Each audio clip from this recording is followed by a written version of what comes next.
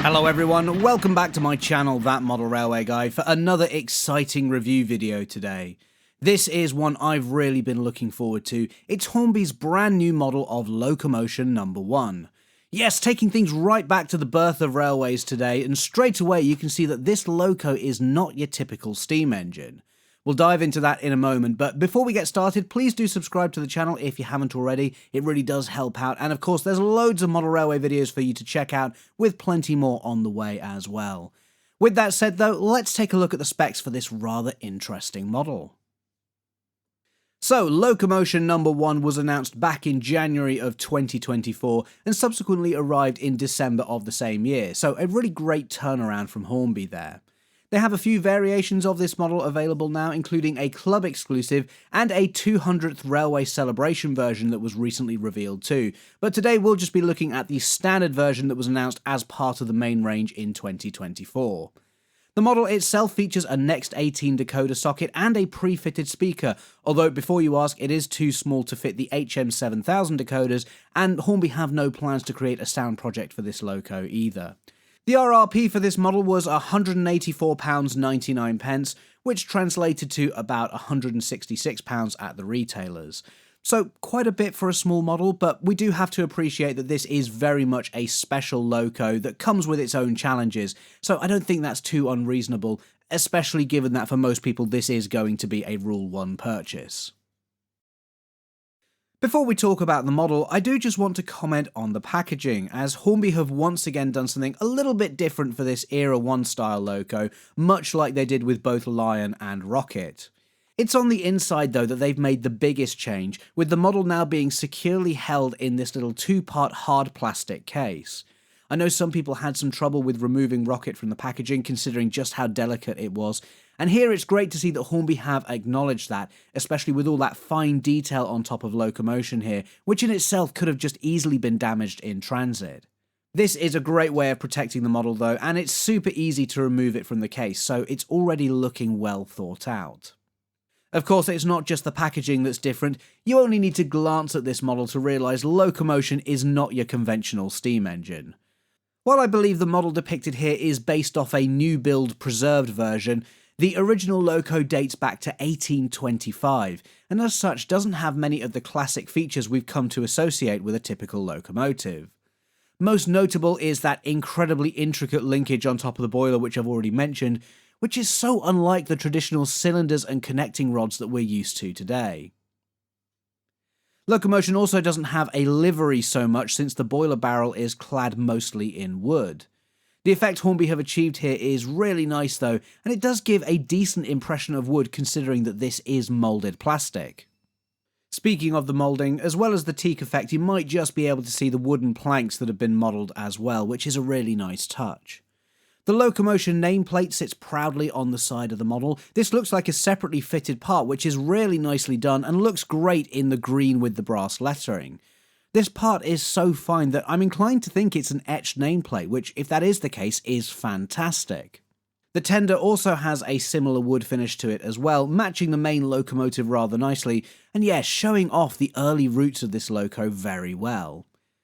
The other standout feature of the tender is the water tank sitting over the rear set of wheels. This is possibly the weakest part of the model in terms of visuals. It's not bad, but it does remind me slightly of a speaker enclosure just being moulded in that grey plastic. To be honest though, there's not a lot Hornby could do here. This is, after all, where the water tank did sit and what it looked like. But there's something about it that I can't quite put my finger on that just looks a little bit more modern than the rest of the model. Having just mentioned a speaker enclosure though, this is where the included speaker does fit, with the Next 18 decoder just below it. Some people have said they've had issues fitting the decoder. I found it a bit fiddly, but not impossible, and to be honest, I can't really see where else they could have put it. The tender wheels are fairly standard, but the front wheel sets have this really interesting solid looking pattern to them. It sort of reminds me of the Bully disc wheels ever so slightly, although obviously this predates those by about 100 years. We also have the unusual connecting rods and linkage too, which instead of running two traditional cylinders runs vertically up to the boiler. It's fascinating to see all this replicated in model form, and I'm really interested to see how all of this moves when it comes to running Locomotion later on. I do have to report though that there are no sprung buffers on this model, simply because the front of the Loco doesn't have any buffers. In fact, there isn't even a buffer beam, and you can see how the front of the model is very unlike a conventional steam engine.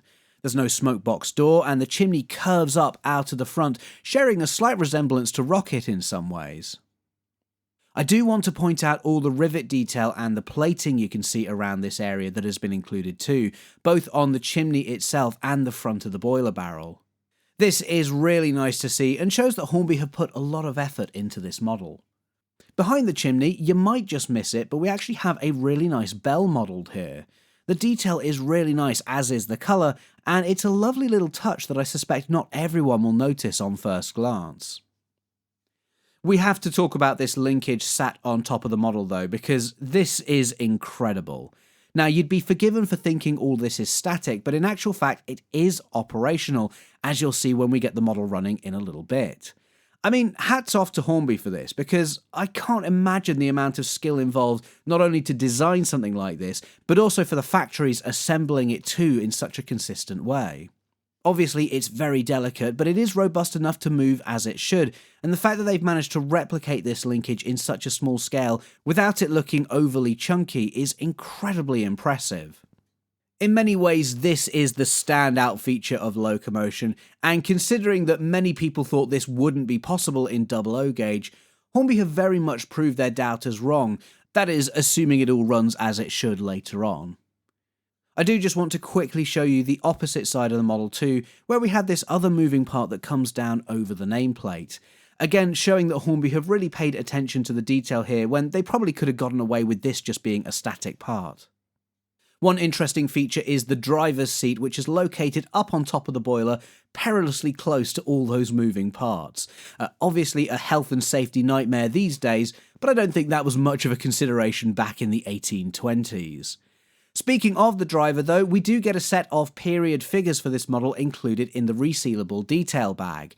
This is something that Hornby did for both Rocket and Lion, so it's nice to see that standards haven't slipped and they're continuing to do this here.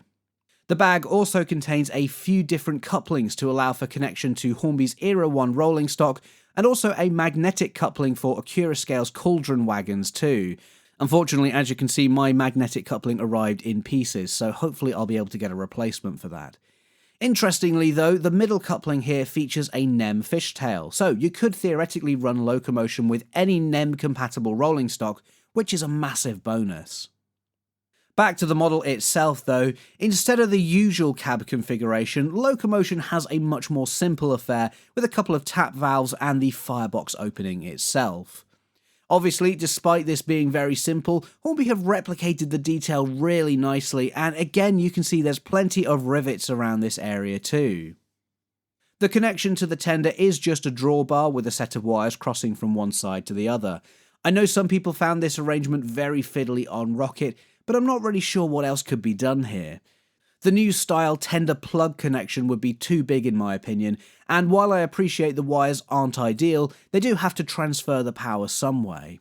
Personally, I think this is the least obtrusive way to do it, and presumably the Loco would have had a hose or something to feed the water from the tender anyway. Speaking of that, on the opposite side of the model again you can see we do have a little pipe that runs down the side here.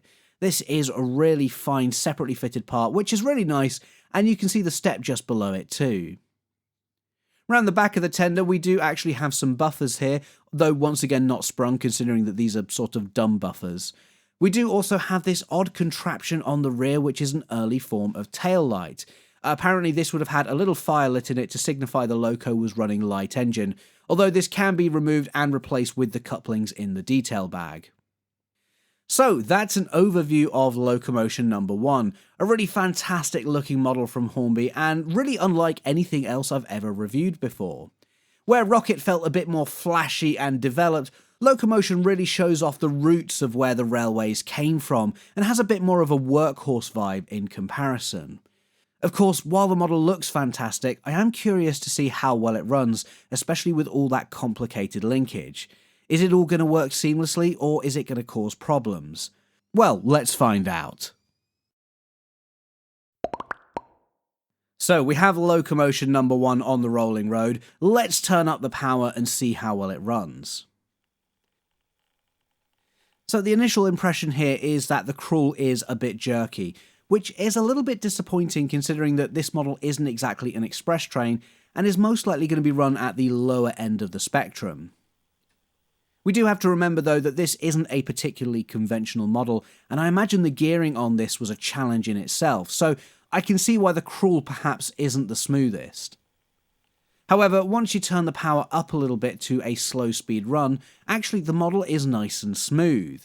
It's really happy at this speed, and you can see all that linkage and the cylinders on top of the boiler moving nicely too.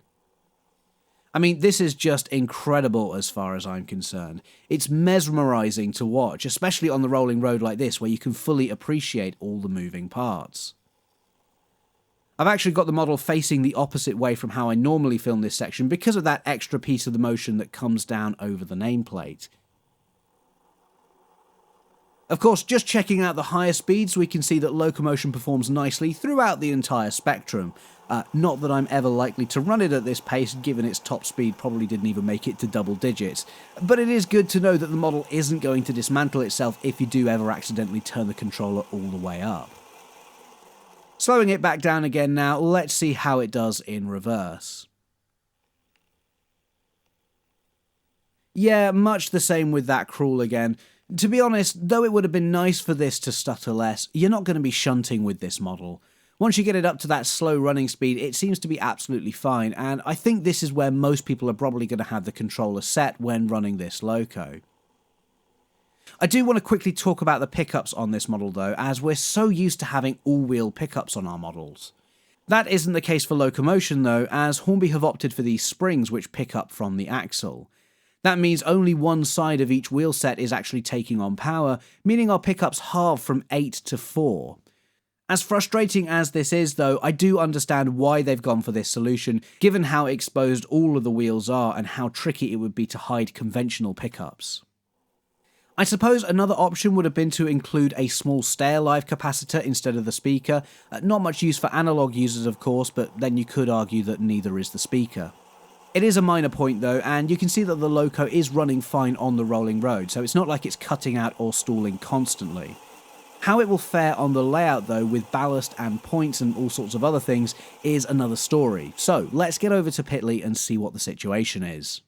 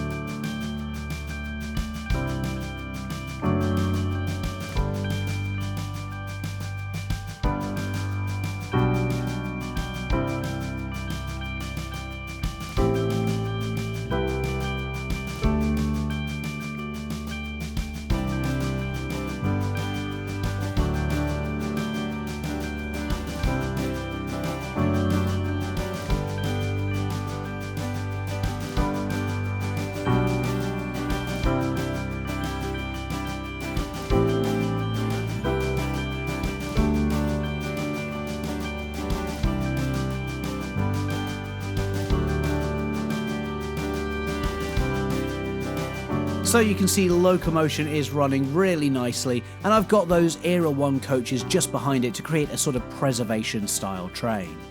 It's actually running really well on the layout. I have found though that it seems to be better if you warm the motor up a bit first like I did on the rolling road, then for some reason it does seem to stall less. You may also notice I've got the crew figures sitting in position as well, which is a really nice touch for this model. I've just put them there with a little bit of tacky wax so they're not stuck on permanently, but it is enough to hold them in place while the model is in motion. So overall, what's the verdict on Locomotion No. 1? Well, I think it's a really nice model. Certainly visually it's got a lot going for it, and that working linkage on top is just absolutely stunning. Yes, the crawl could be a little better, but actually the speed I've got it going at here I think is going to be fine for most people's layouts, and it's running like silk, so I can't really complain. For most of us, this is very much a Rule 1 purchase. Very few of us actually need a locomotion for our layouts, and even then it's only going to come out for special occasions. So with that in mind, I think Hornby have done a fantastic job with this, especially considering all the design challenges they've come up against, and I think that's where we'll leave it for today. Do let me know what you guys think down in the comments though, and if you haven't already, please don't forget to like and subscribe too. In the meantime though, thank you so much for watching everyone, and I'll see you in the next video. Bye!